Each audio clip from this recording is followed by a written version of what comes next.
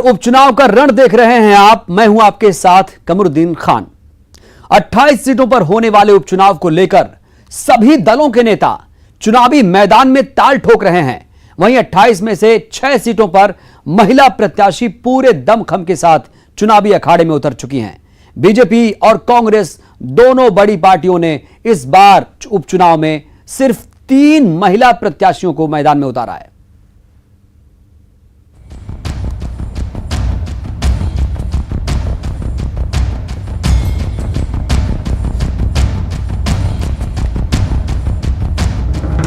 प्रदेश में 28 सीटों पर होने वाला उपचुनाव पूरे परवान पर है।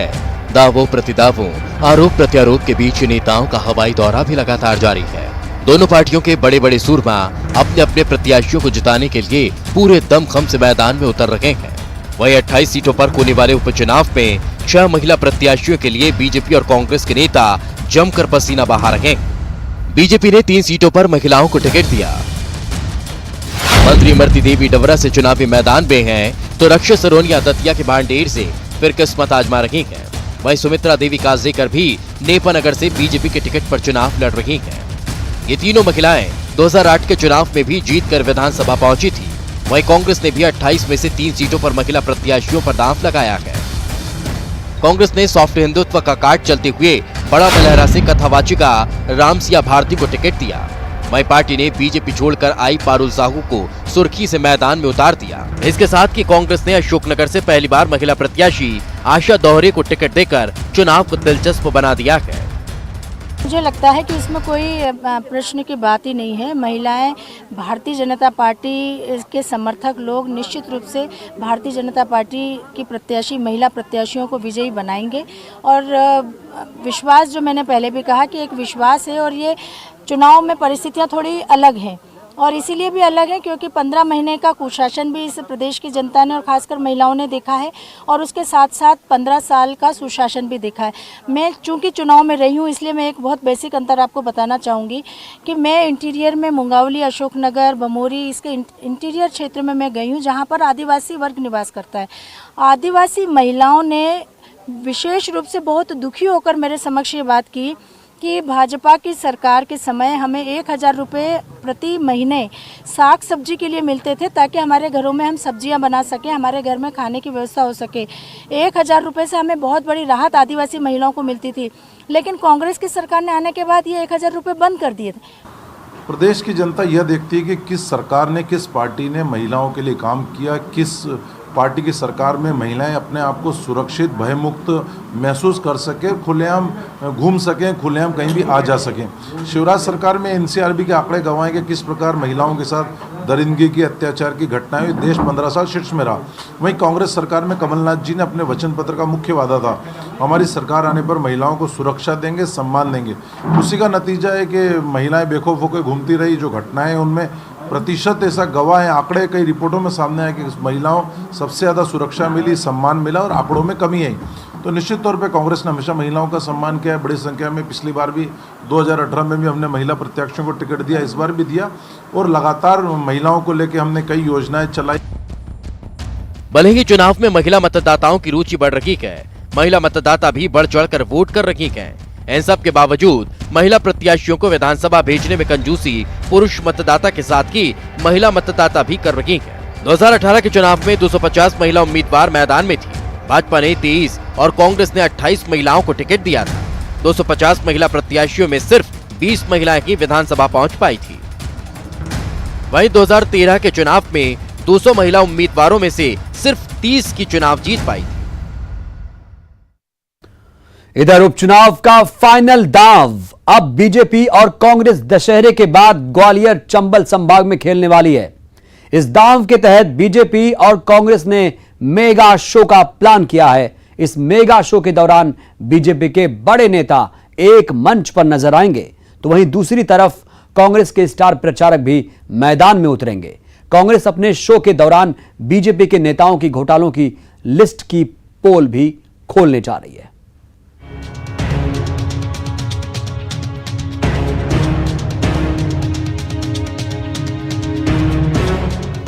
बीजेपी ने उपचुनाव में पूरी ताकत झोंक दी है। मुख्यमंत्री शिवराज सिंह चौहान, प्रदेश अध्यक्ष बीडी शर्मा, ज्योतिरादित्य सिंधिया, नरेंद्र सिंह तोमर दिन रात ताबड़तोड़ सभाएं कर रहे हैं। दशहरे बाद बीजेपी 2 बड़े मेगा शो आयोजित करेगी। बीजेपी ग्वालियर चंबल संभाग में 2 मेगा शो करेगी। बीजेपी के सभी नेता एक मंच पर नजर आएंगे। जातिगत समीकरण साधने के लिए बड़े नेताओं की सभा होगी। सोशल मीडिया के जरिए हर दिन 15 लाख लोगों तक पहुंचने का टारगेट। बीजेपी का कहना है कि उसने दोनों मेगा शो प्लान किए हैं, लेकिन कोर्ट के आदेश का इंतजार किया जा रहा है। उन्होंने कांग्रेस पर तंज कसते हुए कहा, कांग्रेस में कोई मेगा शो नहीं होगा, सिर्फ 1 मैन शो होता है। और उनकी भाषा की वजह से यह शो भी फ्लॉप हो गया।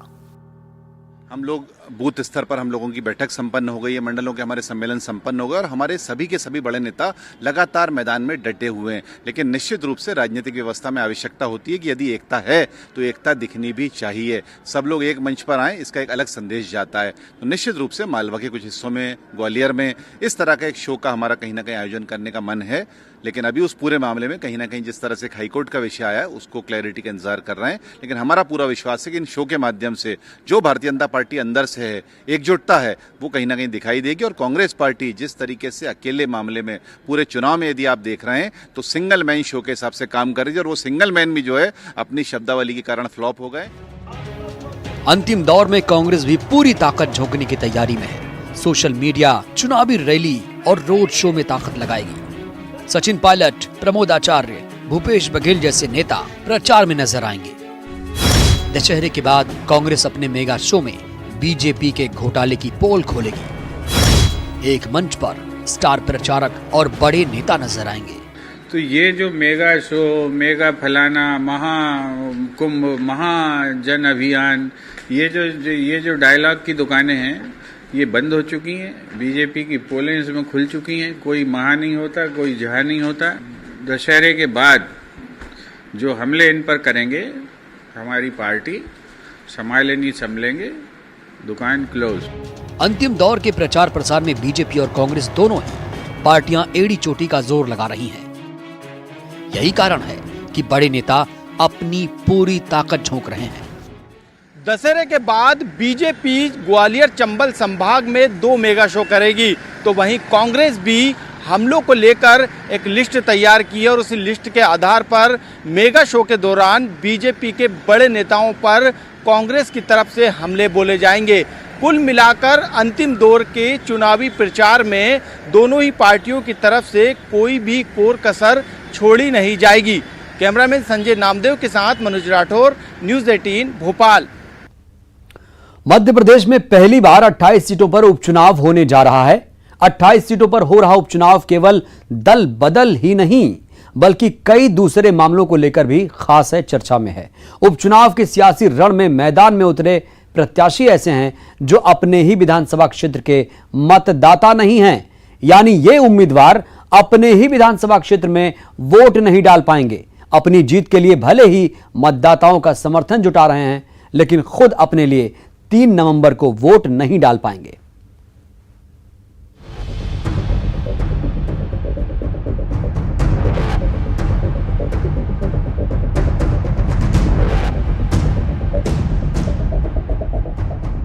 अट्ठाईस में से 6 सीटों पर ऐसे प्रत्याशी मैदान में हैं जो अपने ही विधानसभा क्षेत्र के मतदाता नहीं हैं। इनमें सुर्खी, सांवेर, बड़ा मलहरा, मुंगावली, बमोरी और भांडेर विधानसभा सीट पर उतरी प्रत्याशी हैं जो इन सीटों के लिए बाहरी हैं। सागर से बीजेपी प्रत्याशी गोविंद सिंह राजपूत और कांग्रेस प्रत्याशी पारुल साहू सागर विधानसभा क्षेत्र से हैं। इसी के चलते दोनों ही प्रत्याशी सुर्खी विधानसभा क्षेत्र में वोट नहीं डाल सकेंगे। तो वहीं सांवेर विधानसभा सीट से बीजेपी प्रत्याशी तुलसी सिलावट और कांग्रेस उम्मीदवार प्रेमचंद गुड्डू इंदौर विधानसभा क्षेत्र के वोटर हैं। ये दोनों प्रत्याशी सांवेर विधानसभा सीट पर यानी अपने लिए वोट नहीं डाल सकेंगे। और मध्य प्रदेश ने देश के कई राज्यों में इस प्रकार की स्थितियां हैं कि जहां प्रत्याशी विधानसभा क्षेत्र का विधायक थे पर मतदाता नहीं है। तो वैसी स्थिति कमोबेश इन 5-6 क्षेत्रों जिनका आपने जिक्र किया, ये लोग उस जिले के उसके आसपास के क्षेत्र के निवासी हैं और ये बात ठीक है कि इनका वोट वहाँ नहीं है। लेकिन इनको चाहने वालों का वोट, इनकी पार्टी को चाहने वाले का वोट, इनके दल की रीति नीतियों को चाहने वाले का वोट उस क्षेत्र में है। और इसीलिए पार्टियों के प्रत्याशी हैं, भारतीय जनता पार्टी के प्रत्याशी हैं, जिसके कार्यकर्ताओं की श्रम शक्ति, संगठन की शक्ति और नेता और सरकार की नीतियाँ, इसके आधार पर लोग जनता से वोट मांग रहे हैं। बड़ा मलहरा सीट से बीजेपी प्रत्याशी प्रद्युम्न सिंह लोधी दमोह जिले के हिंडोरिया के निवासी हैं। कांग्रेस प्रत्याशी रामसिया भारती टीकमगढ़ जिले के निवासी हैं। ऐसे में दोनों ही प्रत्याशी बड़ा मलहरा सीट पर वोट नहीं डाल सकेंगे। बमोरी विधानसभा सीट से बीजेपी प्रत्याशी महेंद्र सिंह सिसोदिया और कांग्रेस प्रत्याशी केएल अग्रवाल गुना विधानसभा क्षेत्र के मतदाता नहीं हैं। दोनों ही प्रत्याशियों का गुना विधानसभा की मतदाता सूची में नाम नहीं जुड़ा है। ऐसे में दोनों ही प्रत्याशी बमोरी विधानसभा सीट में खुद के लिए वोट नहीं डाल सकेंगे। मुंगावली सीट पर बसपा प्रत्याशी वीरेंद्र शर्मा अशोकनगर विधानसभा क्षेत्र के लिए मतदान करेंगे। यानी बसपा प्रत्याशी वीरेंद्र शर्मा मुंगावली सीट पर खुद के लिए वोट नहीं डाल पाएंगे। भांडेर सीट से कांग्रेस के फूल सिंह बरैया भांडेर क्षेत्र के वोटर नहीं हैं। ग्वालियर क्षेत्र की मतदाता सूची में फूल सिंह बरैया का नाम तो है, तो बीजेपी प्रत्याशी रक्षा सिरोनिया का नाम दतिया की मतदाता सूची में है। ऐसे में दोनों ही प्रत्याशी भांडेर सीट पर खुद के लिए वोट नहीं डाल पाएंगे।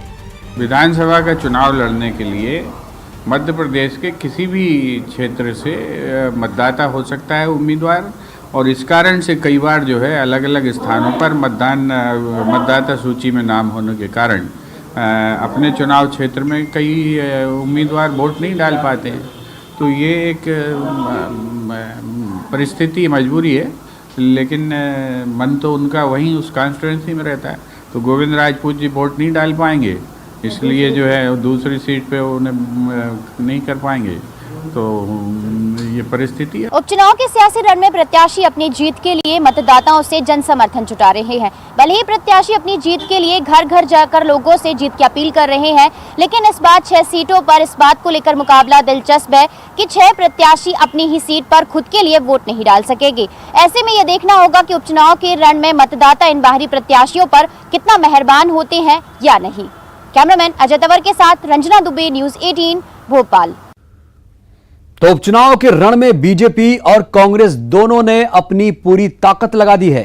सचिन पायलट से लेकर भूपेश बघेल और सिद्धू तक को रण में उतारने की तैयारी है। बीजेपी सवाल पूछ रही है कि आखिर कांग्रेस को अपने स्टार को उतारने की जरूरत क्यों पड़ रही है।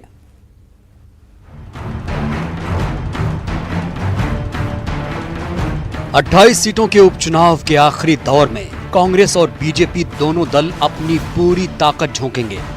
कांग्रेस इस चरण में अब छत्तीसगढ़ के सीएम भूपेश बघेल समेत सचिन पायलट, नवजोत सिंह सिद्धू जैसे स्टार प्रचारकों को उतारने की तैयारी में है।